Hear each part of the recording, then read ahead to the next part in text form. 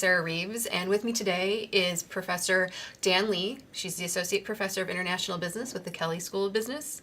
And I would like to welcome you to this International Business Pedagogy session on using role-play simulations in the classroom. Dr. Lee is going to talk about her experience using a role-play simulation in her undergraduate international management course. So today we're going to discuss the benefits of role-play simulation, and then we're going to move into an in-depth look at one particular role-play that Professor Lee uses called All in Life in China.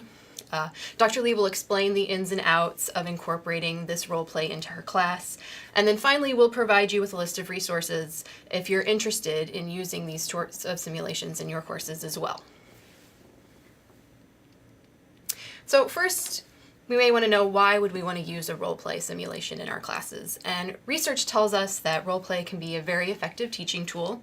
It more actively engages the students, and it gives them an opportunity to reflect on their experiences. And in addition, role-play also encourages students to use higher-level analytical and synthesis skills. Dr. Lee, from your experience, what is the benefit to using role-play in your class? Well, there are many benefits from my point of view, but I think what matters is what are the benefits that students see. So I want to share some student comments with you. The comments are from their experience with All in Life in China. I got a lot of very positive feedbacks from the students, very positive feedbacks.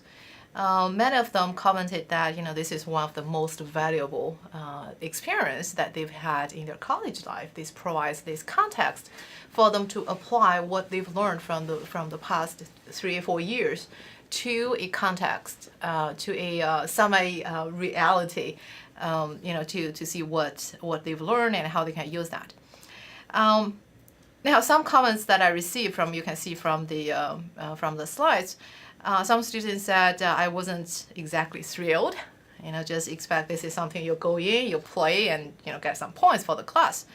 But actually, they were very pleasantly surprised by what benefits they can get out of this simulation. Even for students who are, typically we see this type of students as A students, they prepare everything. Their comments are more like, I prepared everything. I did all the research that I need to do. I walked into a negotiation setting. Everything just fell apart. All right. So that's some very unique experience for them, because it's not like an exam. You can just prepare and go in and do well. It's not like that. I mean, you are in a very dynamic setting. You are talking to people. You're interacting with people. And they have their own interests, and you have your own, and many of them are conflicting with each other. So that's a very interesting setting for the students to be in, to experience the conflicts, to experience how to solve these conflicts, and experience the pressure even, in such a setting. So the benefits for students, generally speaking, just tremendously according to themselves, even for Chinese students, because this is a negotiation setting in China. So even for the Chinese students, like the last comment that you could see from the slide, this student said, as a Chinese student, I never thought I would get much out of this. Surprisingly, I was quite a bit shocked about the way business negotiation was conducted in China, and learning many things about Chinese view, because apparently these students are either junior or senior in college, so they're at very early stage of their own career. So it's even beneficial for them to see how Chinese government works, and of course how American executives deal with that to achieve the goals that they set for themselves. That sounds like it was a very interesting experience for the students. Yeah. Can you tell us more specifically about this simulation that you use, and how you integrate it into your class? This simulation is called All in Life in China. All in Life is an insurance company, American insurance company. The scenario is this company is thinking about expanding into the Chinese market. So they are sending 3 executives, top executives, to Shanghai to negotiate with the Chinese government officials. And all the information provided in the simulation packet are fact-based. The author also updates the facts because we know economic reform in China, it has been progressing every day. So the author also updates the information, the facts in the simulation package. But of course, this is, although it is fact-based, it is still a simulation. So in terms of the setting, we have 3 American executives flying to China, flying to Shanghai to negotiate with government officials. And for the negotiation, we also have observers for each party, for the Chinese government officials and also for the American delegation as well. So you're using this in a particular class. Can you tell us a little bit about the class itself that you're using this simulation in? I use this class in my D302 class, which is International Management. The prerequisite for that class is International Business Environment, D301 in our school. In this class, the students, I ran this towards the end of the semester, so by the time they're ready to get into this negotiation setting, they have already had at least 2 international business related classes. They've learned the general external environment. They've learned the internal functional level management associated with international business. And honestly, this setting allows them to apply their 4 years knowledge.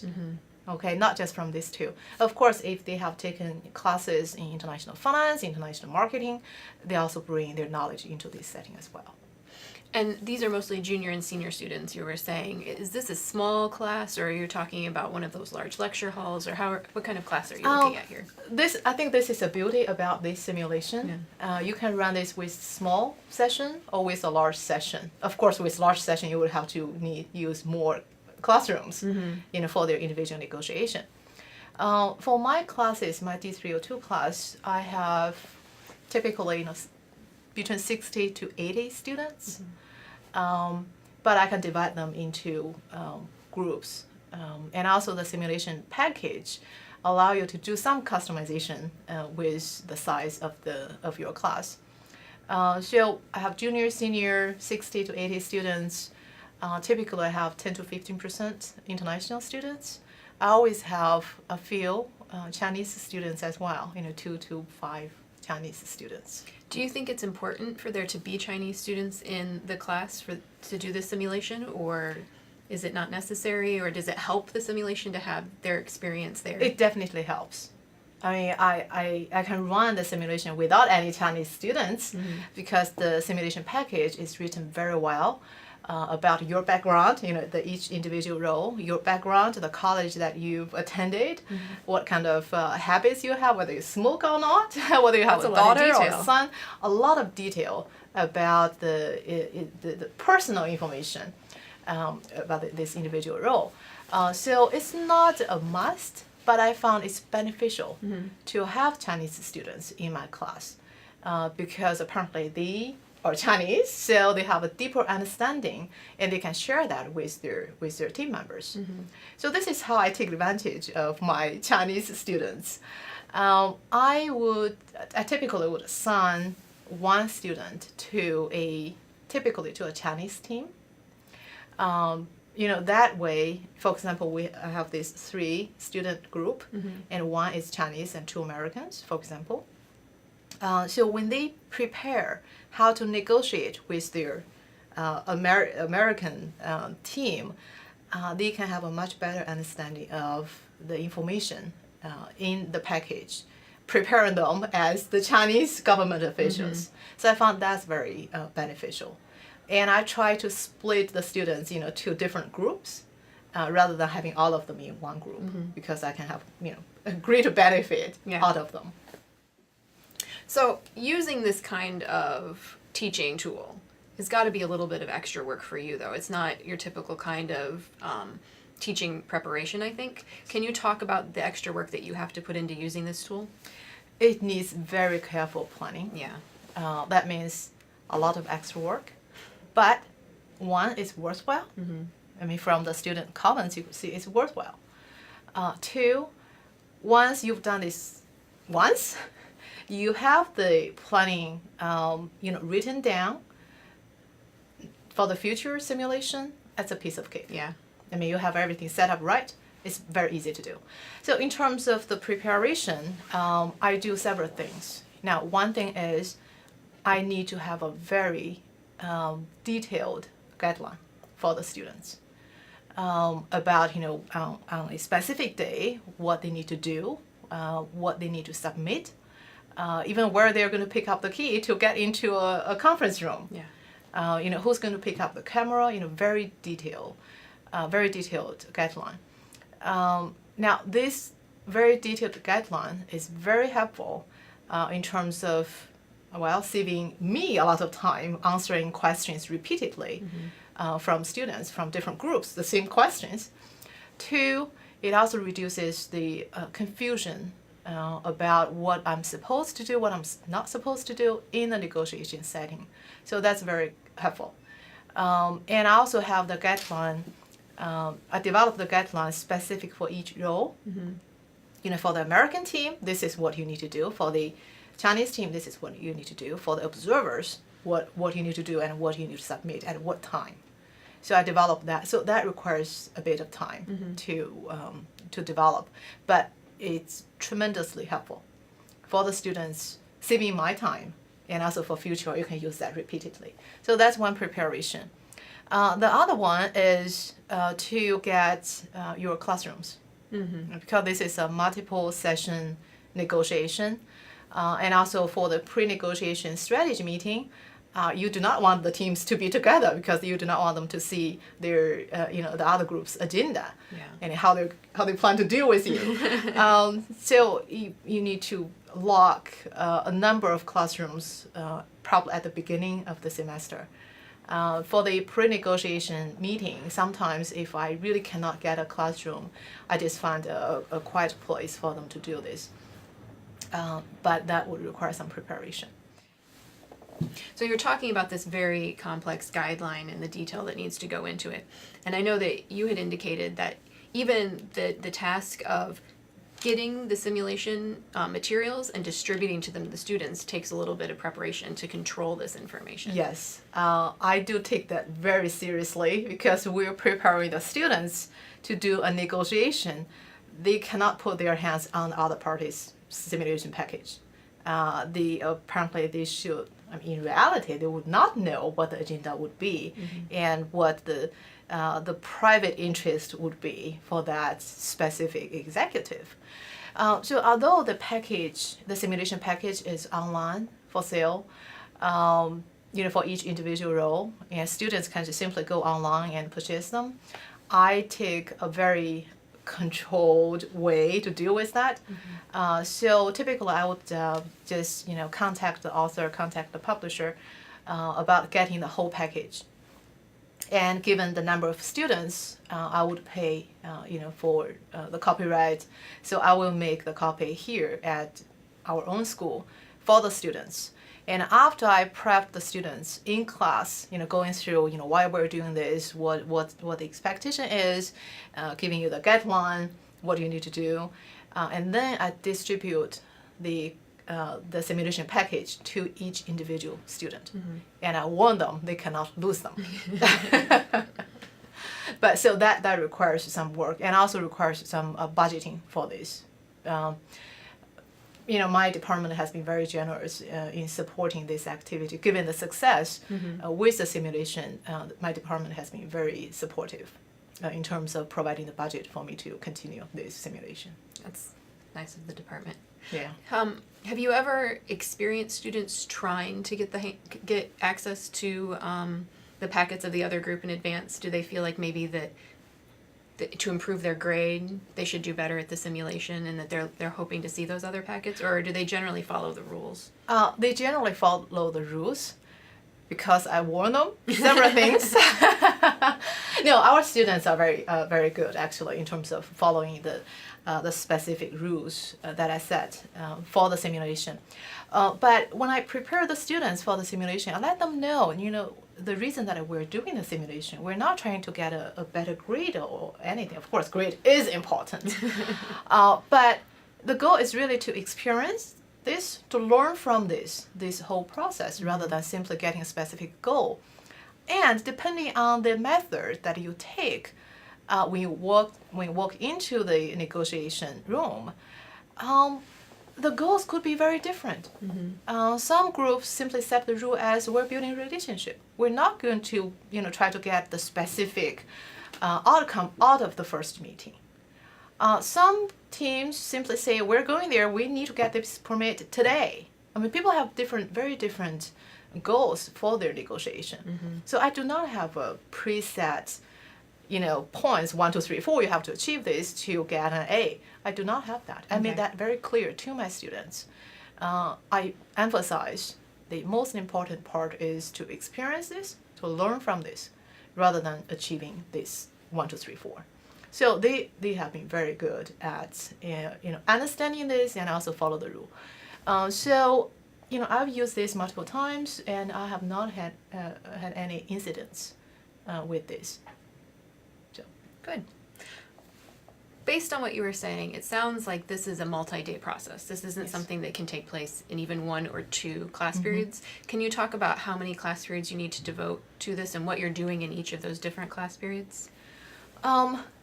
Because I have typically large class, 60 to 80 students, I do this for 3 class periods. I probably should say 3.5. Towards the end of my content classes, classes talking about the chapters, international management topics, towards the end, I I will have my PowerPoint and share the guideline with them, set the expectation, distribute the package. So that's the half I was talking about. And then they have the pre-negotiation strategy meeting. So the teams will meet and discuss how they plan to structure their negotiation. Okay, how they plan to proceed with the negotiation, no matter whether that's a U.S. team or American team. So they have this pre-negotiation strategy meeting. And then they have the actual negotiation session. That takes another class period. But if I had smaller sessions, actually I could combine these two. For the pre-negotiation to take place for the first 45 minutes and followed by the actual negotiation. That would be more beneficial, I think.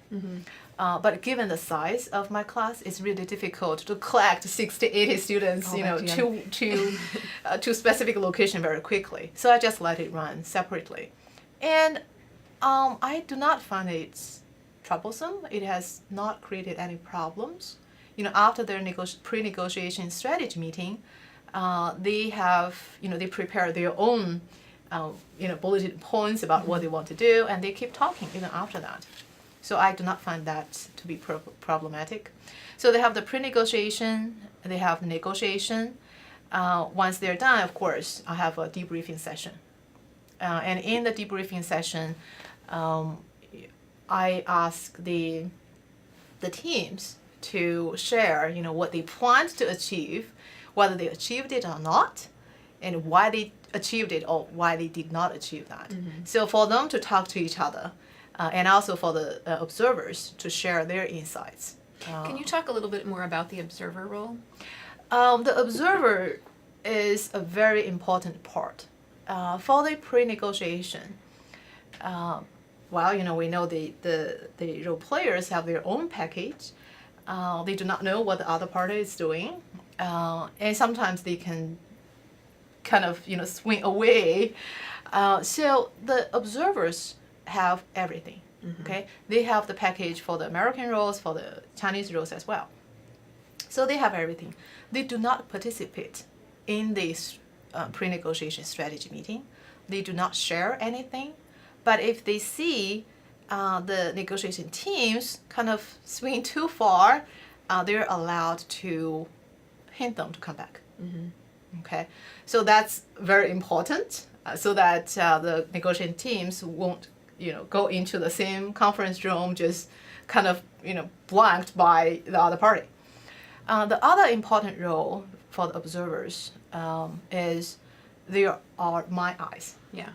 okay? Because I cannot be at multiple rooms at the same time. For the negotiation setting, I record everything, I videotape everything.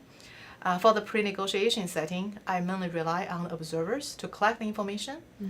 And also, if you think about the debriefing session that I just mentioned, the observers actually can contribute a lot of insights because they've seen how the teams prepared themselves and what mistakes they've made. And that's a very good opportunity to get their insights, to share with both parties, to share with the whole class. That's just very beneficial. And you said previously that the observers are also basically running the cameras during the actual negotiations. So you have that added benefit of someone there to run the camera. Exactly. That's nice. I mean, the camera running part is, with all the very easy to use, very friendly equipment now, what they need to do is just set that up and click and it will run. But of course, they are also responsible for taking the camera from my office to the conference room, picking up the key to open the conference rooms. So they have some, miscellaneous kind of work to do. And you just mentioned conference rooms. So you seem to think that it's important during the negotiation for the setting to be as realistic as possible. Yes. Does that contribute to the simulation? Yes. The cameras, of course, can contribute because, people really behave like they are executive, they are government officials in front of a camera. And also, as you mentioned, the conference room setting is also very important. I've noticed, when I put students in a classroom versus, when I put students in a conference room, people in the conference room behave more executive-like. And if we have the chance to show you some of the video clips, it's very interesting. It looks very nice, very professional. Yeah. And of course, the negotiation is more professional as well. Are students also dressing the role on the day of the negotiation? Yes, that's required. That's required. Yes. Is there a different dress code for the U.S. officials than from the Chinese officials? No, I do not specify that. Okay. But from the description of each individual role, some people are more talkative. Some have received education from overseas, and that can influence how you would dress. And I require my students to play the role. Really, put that kind of mindset on your head and try to play the role truly. And during the debrief portion of your debrief class, what feedback are you providing? You've already watched the videos Yes. at this point, so Yes. are you providing critique, or are you more allowing the students to lead the discussion, or how does that work for you? For most of the class, I let the students lead the discussion because I think that's more relevant to them, and they could see, I did this because of so and so. And the other part would say, it did not work on me because what, right? And observers can contribute saying, okay, you prepared this and you prepared this, and how come it did not work out? So I let them run, and they really learn from each other. Yeah. And I found that part is very interesting and very beneficial for the students. So I have specific points that I want to touch upon for that class. So I basically just take things off. Towards probably the last quarter of the class, if I see some points that have not been discussed, I will bring that up. Not as a question, more like, your team did this, how come it did not work out? So this way, the students can actually work things out very nicely. Do the students see each other's negotiation videos? If you have multiple teams in one class, do they watch each other's scenarios as well, or are they only familiar with how theirs went? I offer that opportunity. Some students do, some students don't. They're junior and seniors, and many students actually left the school. They graduated afterwards. But I made it very clear, I videotaped this for class, just for our class, and they will not be posted online or anywhere. But if you're interested, you can watch, how you've done and how other teams have done. And you also have the students complete kind of a reflection, like a report almost, Yes. kind of. What are you getting out of the reflections that's different from the debrief? I think one reason for me to do that is, of course, for the students to look back. Basically, going through just comb their thoughts and see what they've learned because that's information-wise, that's very overwhelming. To hear, what other party is trying to do, to influence their thoughts, influence their decisions. So that's very overwhelming. And also hear how other teams, for example, if you're a Chinese team, how other Chinese teams have prepared theirs, how, you're different. Mm-hmm. That's a lot of information. So the reflection paper is really one opportunity for the students to organize the information for their own use. Mm-hmm. For me, it's really an opportunity for me to evaluate how much learning took place during this multiple session period, what students have learned. And another interesting part that I've learned from this is, we have students who are more talkative than others. Not everyone in that one debriefing session, True. we do not get all the opinions from the students. So that's one opportunity for me to get more information from the students about what they've learned from the simulation. And do you see from the reflection that they really are bringing in not just what they've learned in your class that semester, but also from other classes, as you had mentioned earlier? Yes. I can share one comment with you. He is a finance student. Yeah. That was his last class. He walked to me after we were done with all of this, and he said, I was an A student in finance, and I think finance is the number one thing in the whole world. But I have never thought finance can work this way in negotiation. So that's really interesting to hear someone. I'm not trying to to decrease the value of finance or anything, but it's just to see how the objective knowledge that we've learned through college can be used by individuals, by human. Mm-hmm. Okay, and how that works when you talk to people, when you negotiate with each other. So that's very rewarding, actually, for me to hear. Awesome. Excellent. Well, thank you so much for talking with us today about your experience using this role-play simulation. I think that we all learned a great deal about the process that goes into using role-play in the classroom, and hopefully you're inspired to consider using these kinds of tools in your courses as well.